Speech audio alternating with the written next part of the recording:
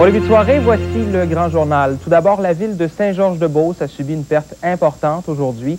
La vieille section d'un complexe commercial de la Première Avenue a complètement été détruite par les flammes. De plus, le siège social de la compagnie Can-Am-Manac, un des gros employeurs de la région, a été affecté. C'est un peu comme si le cœur de Saint-Georges s'était envolé en fumée. Lynn Saint-Laurent là-dessus. L'incendie a débuté tôt le matin, un peu après la fermeture des bars et tout juste avant le lever du jour.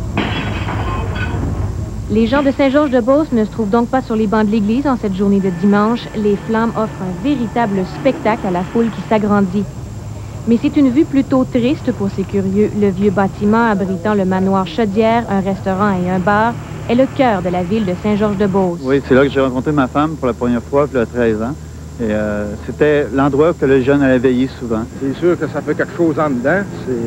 Comme je te dis, c'est des anciennes amours, mais ils n'ont pas le choix, il faut vivre avec. Moi, justement, hier soir, je suis venu veiller justement au manoir ici. Ce matin, il est en feu. Là. Pour le propriétaire, c'est des années de travail qui partent en fumée. J'ai 10 ans d'énergie de mis là, puis je veux dire, c'est le plus beau de la bâtisse, c'est le plus beau qu'on n'a jamais réussi à faire. On est bien organisé, on est bien structuré, puis on vit une chose comme ça, ben c'est pas facile. L'incendie a débuté dans le centre de la bâtisse et après environ 5 heures, tout le complexe commercial y est passé. C'est un vieil édifice et c'est ce qui a rendu la tâche ardue pour les pompiers. Plusieurs étages, plusieurs constructions, plusieurs planchers d'additionnés. C'est ça qui a été notre gros problème. On a demandé renfort aux municipalités voisines, Saint-Martin et Saint-Jean-de-la-Lande. Près de 50 pompiers luttent contre les flammes endiablées. Celles-ci s'étendent d'ailleurs au siège social de la compagnie Can-Am-Manac par les conduits de l'ascenseur. Personne n'est blessé par chance. Les dommages matériels sont évalués à plus de 2 millions de dollars.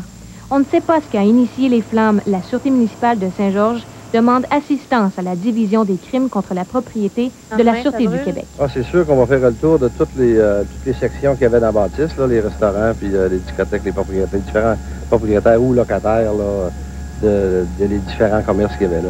Durant les prochains jours, les enquêteurs tenteront de déterminer la cause de l'incendie qui a totalement détruit l'édifice. Et c'est une perte majeure pour les gens de Saint-Georges puisqu'ils ont vu brûler aujourd'hui un lieu de vieux souvenirs et de nouvelles rencontres. Lynn Saint-Laurent, Le Grand Journal, à Saint-Georges-de-Beauce.